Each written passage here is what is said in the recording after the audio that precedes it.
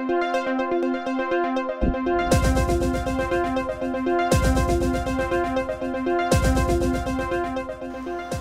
my name is Marc Dangeard. I'm the founder of Entrepreneur Commons. I'm very happy to be here with you today, if not in person, through this video.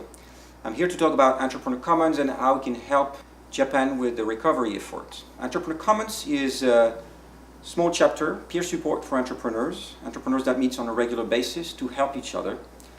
We have now 19 chapters around the world, and we are introducing a new funding mechanism into this ecosystem, which I think will bring a lot of value to you guys. But first, I'd like to start with my personal story of Entrepreneur Commons. I'm an advisor to entrepreneurs. I work with entrepreneurs one-on-one, and I help them with their business. A lot of entrepreneurs wanted to work with me, but could not afford my services. So I came up with an idea of how I could help these people, because I don't like to say no.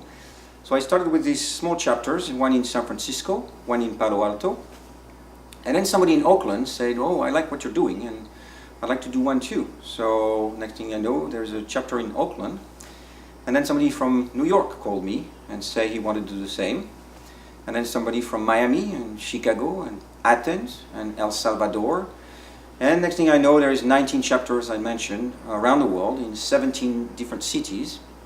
And the reason why this is possible is actually because the technologies of cooperation that have been brought to us now allow us to do these type of things. And it's not anything new. It's something that was brought to us by open source. Open source in 1990 started with Linus Torvald, decided to create an OS for PC, basically Unix on a PC. Typically OSs are very complex systems, very hard to put together, requires a very well-structured organization. But it was just Linux, and he started sharing his code with a few friends. And next thing you know, there is open source software all over the internet, powering web servers, databases, providing applications, including OpenOffice. You can now function with a PC that will have everything Linux. So, again, a lot of value with no central organization, no strong structured hierarchy, etc. The other thing that open source does is it creates a change in how we think about intellectual property. License for open source is about right to use as opposed to right to own. And what it does is, for property, instead of a white picket fence around a little piece of land that you own and nobody can get in, it means you are the steward of the land, and anybody can use the land as long as respect the rules that you've established. And this is a much more efficient way to use this piece of land. So Creative Commons was started in 2001 to push this kind of concept to the world. And we moved from basically the world of source code to the world of knowledge. And during the same year appeared Wikipedia, which was building on this idea and open wiki to people to contribute their knowledge. And you got now millions of people, millions of pages in many different languages, and a lot of value. And the reference, used to be the British Encyclopedia Britannicus, I'm sorry.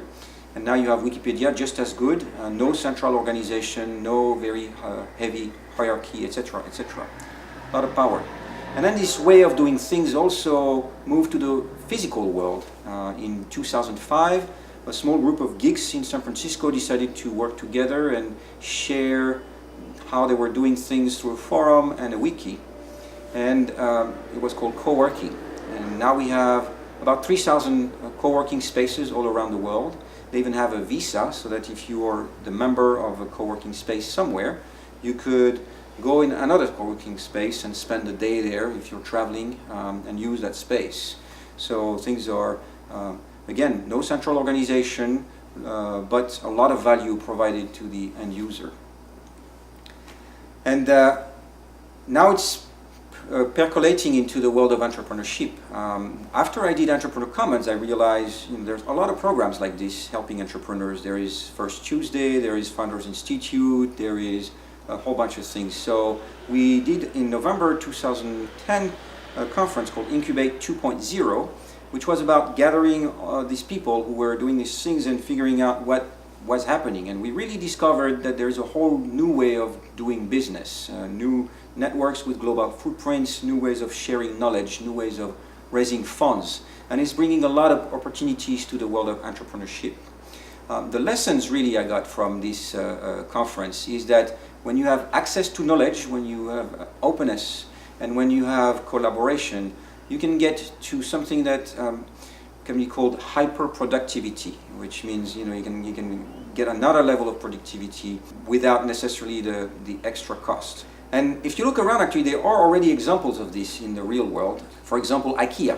IKEA is selling you furniture, but it lets you do the assembly work and the delivery. What you get is cheaper furniture. What they get is that the furniture is all stacked into small boxes, and you can get a lot more inventory within the same confined space. So huge gain in productivity, and everybody wins.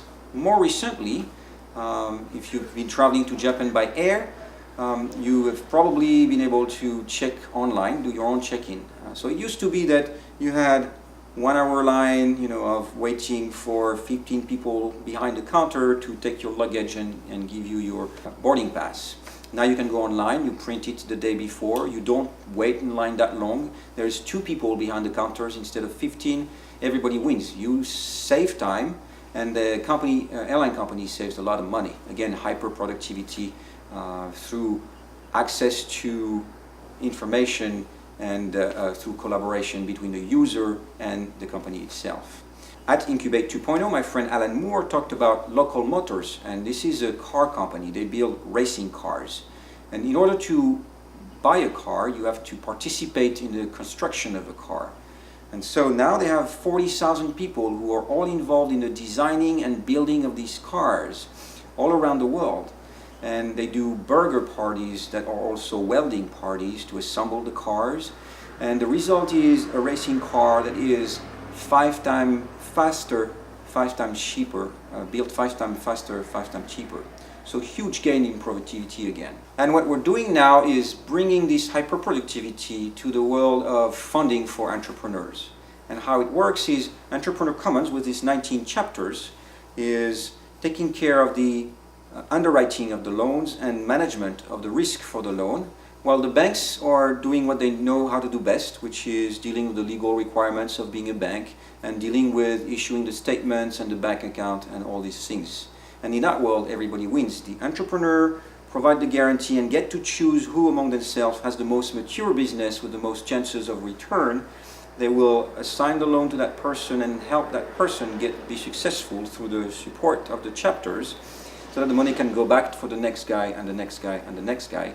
And the bank can keep doing what they do. They make money on the guarantee, the CD account, where the guarantee sits, and managing that, and they make money on the management of the account. So it's the best of both worlds again. This concept of mutual guarantee fund is today being implemented in the US. We're currently raising a campaign through Indiegogo to get the first mutual guarantee to be able to do a first loan. But the methods in place are applicable to any country. Indiegogo is present in 140 different countries around the world. Entrepreneur Commons is already in 17 different cities. And we have established relationship through that Incubate 2.0 conference with other programs like the First Tuesday and the Standards Institute and Startup Weekends, etc., so that we can bring support to entrepreneurs wherever they are. So this is something that would work very well for Japan. And I encourage you to consider this as an option as you are going through the recovery effort. I'm hoping we can work together on this. If you have any questions, feel free to contact me. You can reach me at marc@entrepreneurcommons.org, or you can go to the website www.entrepreneurcommons.org. I'll be happy to discuss this with you. Thank you.